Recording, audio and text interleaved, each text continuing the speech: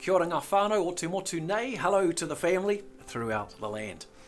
We're living in interesting times, and in view of coronavirus, our family's travel plans to be with you face to face throughout the nation have been interrupted. So this video is to replace one part of that. A goal of the travel was to enable ongoing discussions on strategic things that we could do in common as churches across the nation. So this video covers 4 areas concisely. It will be fast moving, but I hope that both the strategic significance and simplicity of these things might be seen. Because there are some important things that we could achieve together that we cannot achieve apart. Here in New Zealand, we continue to experience a growing negativity toward our faith. And there's an amount of religious prejudice with that. We get to see this certainly firsthand with the Hope Project. In response to this, I continue to maintain there's no better strategy for all of us together nationally than to all intentionally equip our members every year with conversational skills for outreach and for other conversations. Jesus was a master conversationalist, and this included in hostile environments too. So I wonder what would happen if we could all make equipping with conversational skills for outreach a primary area of focus in our churches and our denominations. You see, the principle is this: a talented pastor is no match for 100 mobilised members. A few 100,000 believers gaining confidence to engage conversations in this nation, well, it's possibly the best strategy for catalysing change that we'll ever have. At our All Together website, there are free resources to help pastors turn the culture of their churches in this area of outreach, including workshop videos for elders boards, small group leader training, sermon series outlines for pastors, small group discussions, equipping videos, and we have some new videos coming soon on conversational skills for hostile environments. Also for youth who face increasing religious prejudice in school environments, and not just from the students but also from teachers. GodTalk.nz exists to give the same, so youth can better engage conversations in their schools and amongst their peers. So how about it? A strategy that we could hold together. Would you do this? Conversational training, every pulpit, every small group, every youth ministry, every year. You can get easy access to all of our resources by simply signing up for our free monthly pastors updates at alltogether.co.nz, and youth leaders can do the same at godtalk.nz. On a second matter of strategy together, the past few years, a primary area of encouragement we've brought has been on the increasing need for unity amongst churches in view of the way society is changing. Last year, we gave the illustration of a wealthy man who loved cars so much that he purchased all the motor vehicle companies and franchises in our nation, even while the motor vehicle industry was dying. Now, such a man would be immediately responsible for some costly inefficiencies, including competing head offices, car yards next to each other, and marketing budgets. It would actually make no sense. One point of the illustration was that the car brands are somewhat illustrative of our denominational structures. There's nothing wrong with each of them in and of themselves, but as independent movements, they're not able to bring the leadership or leadership direction needed for God's church as a whole to better engage with the challenges that we're facing. It's not what they're structured for, and it's not what they're for. And this is why I want to encourage a view that God's church is like a train that runs on 2 railway tracks, with our denominations being one of those tracks. And the point, of course, is that there is a second track. It's equally vital as well. It's the united church, the church with a capital C. And there's only one church in every city and town, and your congregation is a subset of the united church. There's only one church in our nation, and each of our pastors' groups and congregations is also a subset of the united church. And the implication is this: we each therefore need to be an accountable part of the wider church that we are a subset of, actively discerning what God might be doing in the nation or city, so as to participate with it. You see, if we want God's church as a whole to better engage in the public square, which is what many are saying, God's well capable of raising up different people at different times for different things. This is how God works. The onus is upon us to recognise who God might be raising up, irrespective of their location or movement, so we can support them. But the challenge is that this isn't the way we've been trained to think about the church or finances.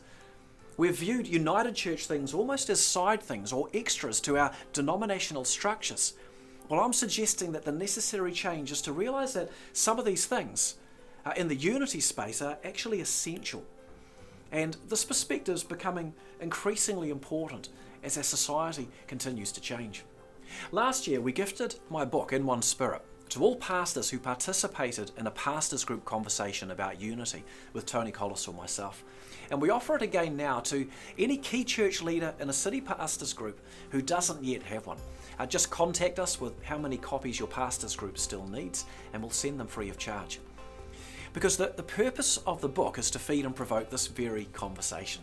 And in particular, regarding how we could become more functionally united, not just in relationship, and not just from that through into prayer, but through these things to become united in action, engaging with the challenges and the opportunities before us. Now, you'll need to trust that I'm not saying this book is the greatest book in the world or the authoritative book on this topic. The Bible's the chief book. But this book will provoke and feed some important conversations. Now, with that said, what else could we realistically do together? Well, I believe there's an important conversation going on in our nation that many have not yet committed to engage with. And it is, who are we as a nation? For example, our nation has assumed Christianity to be an imposition of colonisation, and this affects attitudes. Now, with the storytelling that's happened inside church walls the past 8 years, God's church understands this isn't the case.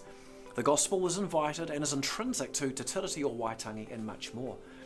But how will the nation know this story if we don't share it? The time has come for the next step, which is to take these stories into the public square to influence public perspective. Because that's the only way to address some of the attitudes that we're facing. You see, God's church as a whole does have a small few people already engaging with these stories in the public square.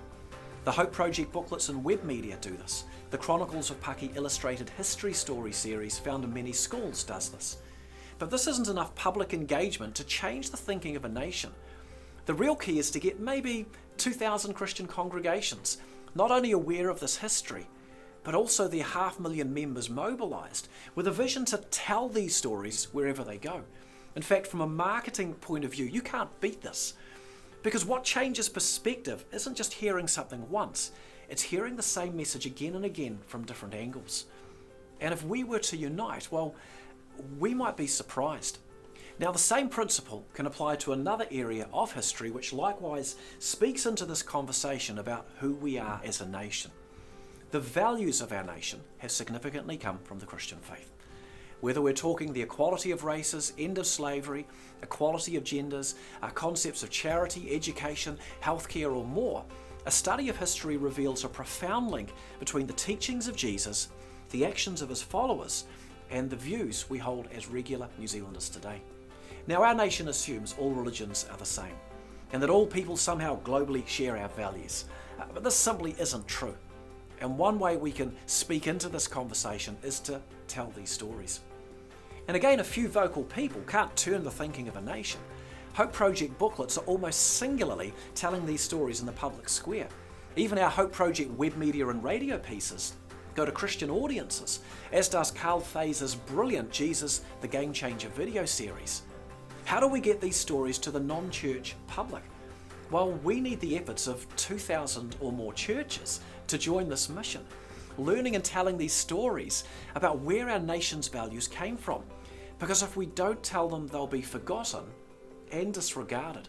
And what's amazing about this storytelling approach is that no one can argue with what we say because these are just stories. But they're strategic gold because they speak into who we are as a nation. And that defines the framework for nearly every other public conversation we're struggling in. So how about it? We teach conversational skills like Jesus. We value our unity more.